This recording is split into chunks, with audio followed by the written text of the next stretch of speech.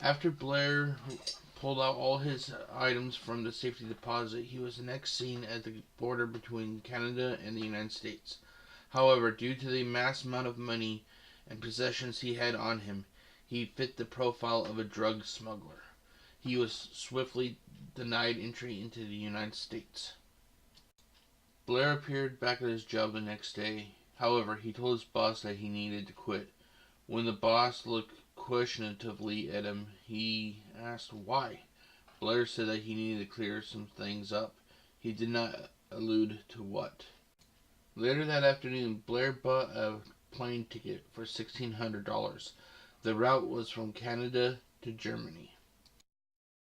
Later that night, Blair ended up at a friend's house. He told her that he needed a ride to the border. When she was unable to give him one, he told her that somebody was trying to kill him. When she asked him about it, he would refuse to tell her who. She ended up telling him that no matter what, she couldn't give him the ride. He said that's okay, and he left.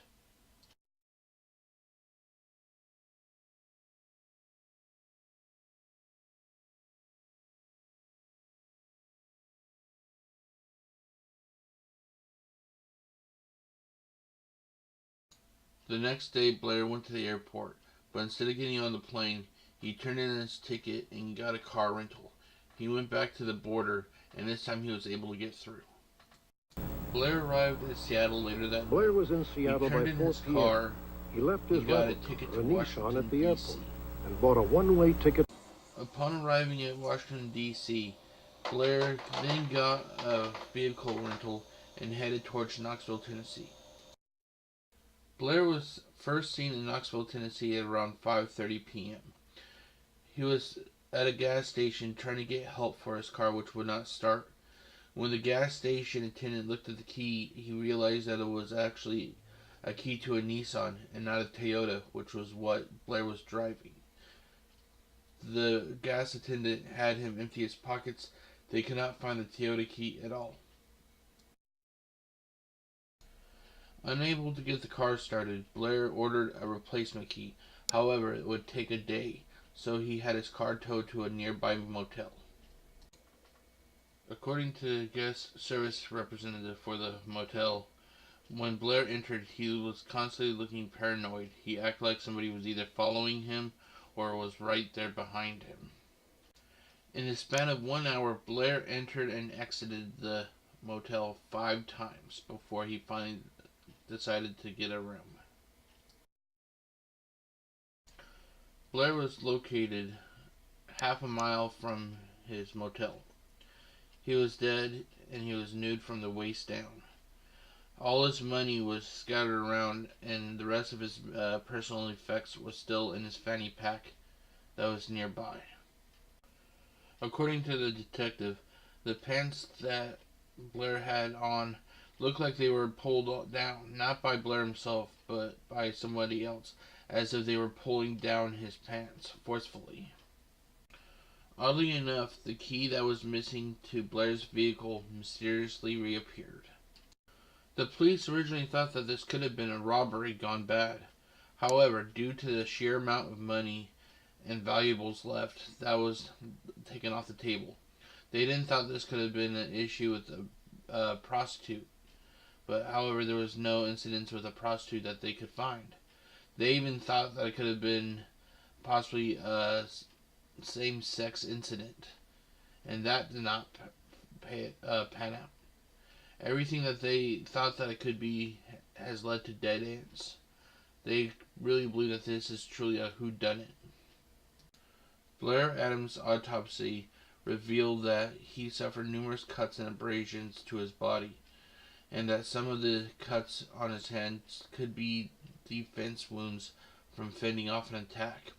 Ultimately, what it was that killed Blair was a severe punch that ruptured his stomach. The police ultimately believed that Blair was running from something in his mind, that his wild pilgrimage was just a way to escape reality. However, at the end of the road, he still ultimately died, as they feared that he would have when he talked to his friend. Blair's mother reminisces about her son. She wishes that he was still alive and how he would come home after all this time. However, she's finally starting to accept the reality that her son has passed away and that he'll never come back home. The final thought is just my opinion about what could have happened in the case you just watched. The final thought isn't meant to be taken as exact proof.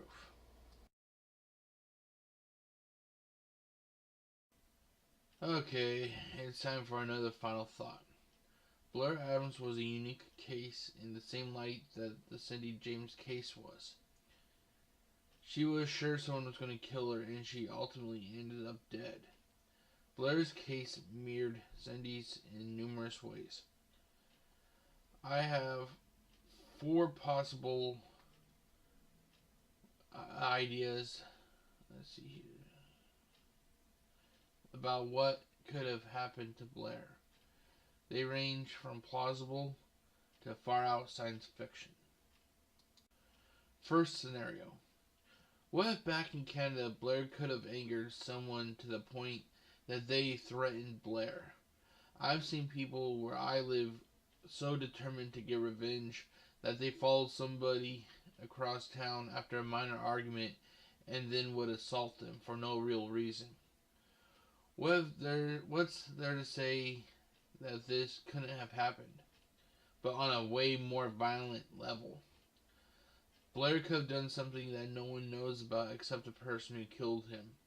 This could have been anything from possibly interfering in a relationship to possible drugs. I know that they said that they couldn't find anything in Blair's life or his activities that led to this, but we're all able to hide things. We all have our skeletons in our closets. I think that this wasn't really... I don't think that this could have happened, but then again, it's a possibility. Like I said, you wouldn't believe how far people go to get revenge on people who they think have wronged them. Scenario number 2. We take a walk down Cookie Town for this one. In 1994, I think it's 1994. Yep, it was 1994. Okay, hold on, let me pull up my script again. There was a movie named The Stand. In this movie, an army deserter, well, at the beginning of the movie, I should say, an army deserter was claiming that he was running from what he called the Dark Man. Here's the clip. There was a man with us some of the time. He was a dark man. I was looking through the rearview mirror and I'd see him just sitting there grinning at me. I thought I could outrun him. Get outrun the dark man. What if there is a being on this planet that is similar to the Dark Man? It's known that stories are always loosely based in reality. Maybe Blair saw this being. Maybe this being was death. Ultimately, we don't know. What is for fact is that Blair was worried he was going to be killed, and ultimately he was. For this next scenario, we take the ramp from Cookie Town and head to science fiction. In the Season 6, Episode 2 of The X-Files, titled Drive, a man was suffering from the effects of ELF, or extremely low frequency. This led to the death of his wife in the beginning of the episode. Here is the clip. Words on the subject, as you can see. They're trying to restrain him. I'll tell you, we're going to move back and try and get a wider angle. See, there's the woman. What the heck? She's...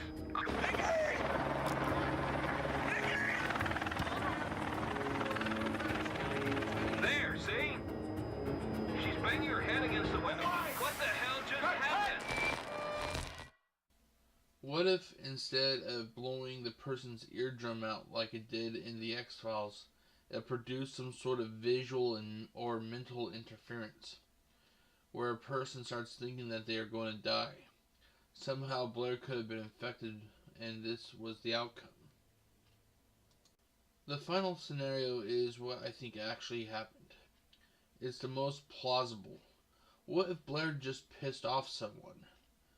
They got into a fight and Blair got punched in the stomach, thus killing him.